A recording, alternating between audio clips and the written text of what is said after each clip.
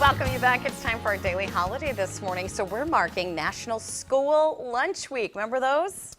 I do. Do they still make Salisbury steak? I remember. I don't know. That was, yeah. For some reason, that sticks in my mind as an elementary student, and that was one of those days where I'd packed a lunch because I wasn't a big fan of the Salisbury steak. Yeah, I had one of those. It was called the Hamette. E-T-T-E. Hamette, okay. So it wasn't quite ham. It was something-ish. Ham. Had I don't ham think involved in some form or fashion? Yeah, and I always packed a lunch on those days too.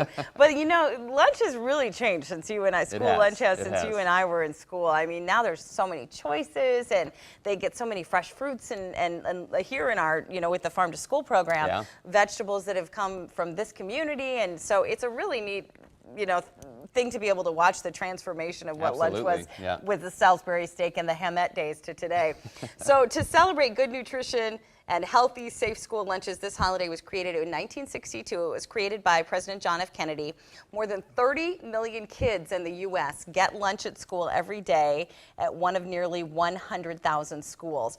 5 billion lunches are served every year, and those numbers are only for lunch. It doesn't include the ever popular and growing breakfast that has begun to be served at schools all over the area.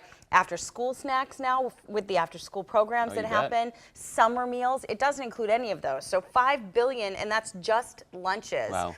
According to schoolnutrition.org, students who eat school breakfast have been shown to get test scores more than 17% higher than kids who don't eat breakfast at school. It's an important meal. Now is also a good time to remind you of that farm to school program, which I was talking about, and it brings those local foods from our community right to schools. Nearly 11,000 schools around the U.S. participate in farm to school programs.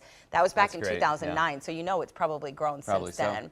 So, and maybe a great day to, when you're going through the line, saying extra thank you to the lunch men and women who are serving up your food for all that they do throughout the year. So National School Lunch Week this week.